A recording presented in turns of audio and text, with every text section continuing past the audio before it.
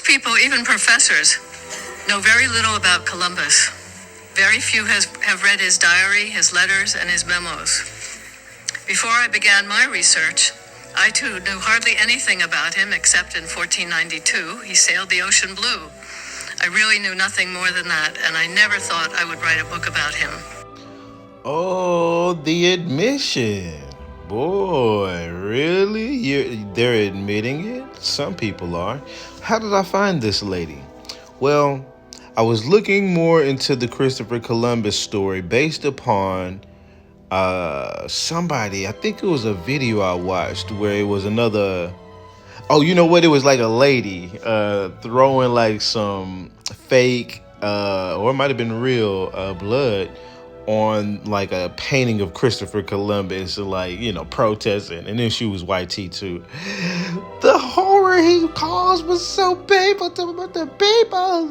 You know, and all the natives, they want to be sitting here, them $5, they want to sit here talking about, you don't understand, Christopher Columbus devastated my people. I was trying to actually find if he actually well, not really G, but RAPE or and pillaged, all this other stuff, you know, all those atrocious things that they say.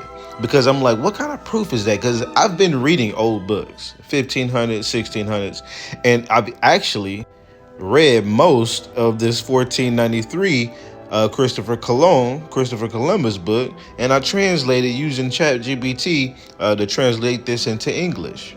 It ain't the only one. Here's another book, 1552. I've looked at many books, but this is one of the ones I'm trying to find because it's actually handwritten in a book, and it's Bobadilia's or whatever. It's supposed to be his particular account, including some of Christopher Columbus.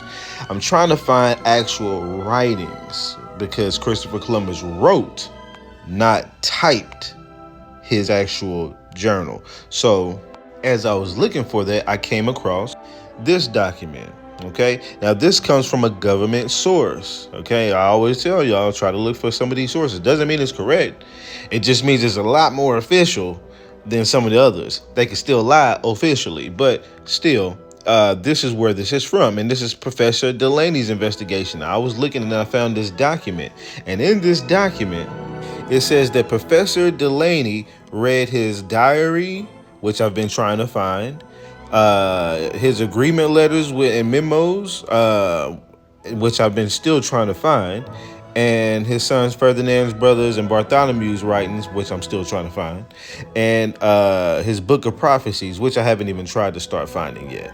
But you know, it's kind of hard because AI will tell you that the original diary was lost, but a partial abridged version survives through a work of the Spanish work named by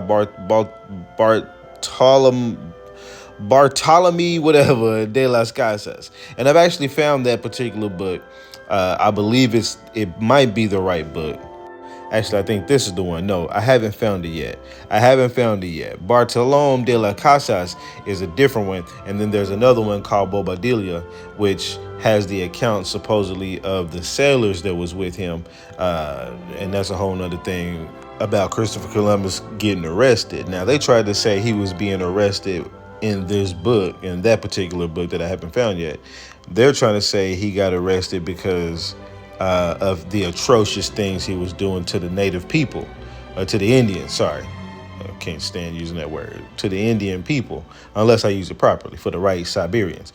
But now but when I read it, and this book from 1551 in the Library of Congress that talked about Mexico and New Spain, the conquest of it, it talked a lot about Christopher Columbus's, his whole ordeal, his several voyages, his 4 voyages, and it talked about him being arrested. But it said in this book that he was arrested because they said that he was starting new mines to himself, basically, where they were mining gold and stuff like that. There were several mines, and apparently he was hoarding some of the mines and had secret mines, I believe it said, and that he was keeping to himself, so he wasn't giving that money over to the king. Now that seems like more of a reason that the king would come and arrest your ass. You ain't giving this nigga his bread.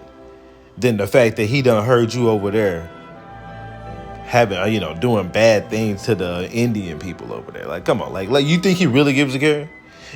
Columbus said he was going there to bring back gold, spices, and all this other stuff.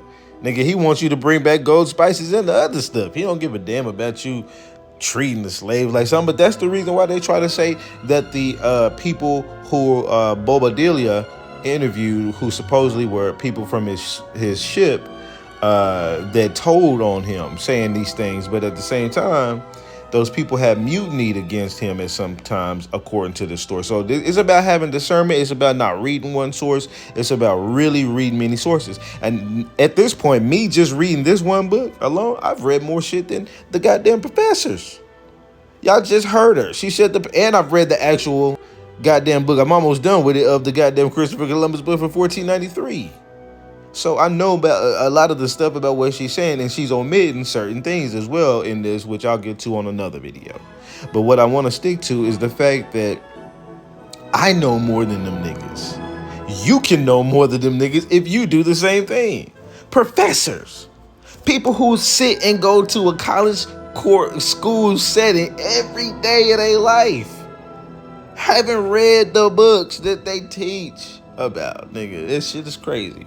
But last thing I want to show is that her document, this is Delaney from that government document, talks about them explaining how the current fashionable view of Columbus as a villain, a R-word, a torturer, a marauder is far from the truth and contrary to what the writings reflect. Contrary to it. So you natives that be what I'm gonna toss this in your face every time you come up. Our people it's that 1492 shit. Okay, you don't understand the smallpox blankets. Okay, they came over here with guns. We didn't know how to deal with that.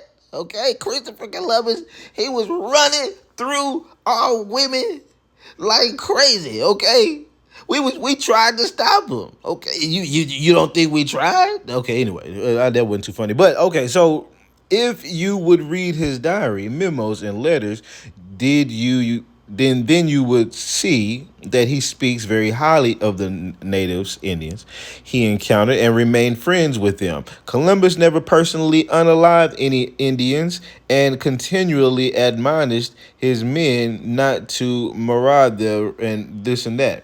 See, I don't like to use the use of the word this, natives, because in there, it mostly says Indians in his books, okay? Sometimes he may say the word native every once in a while, but he usually would talk about the Indians.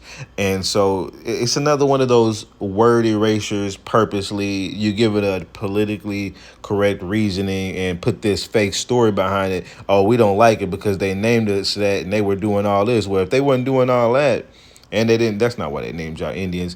Either way, your story is convoluted and asinine. And that's all I wanted to say. Look, the professors are saying that they don't even know nothing but 1492. Somebody sailed the goddamn ocean blue. Crazy.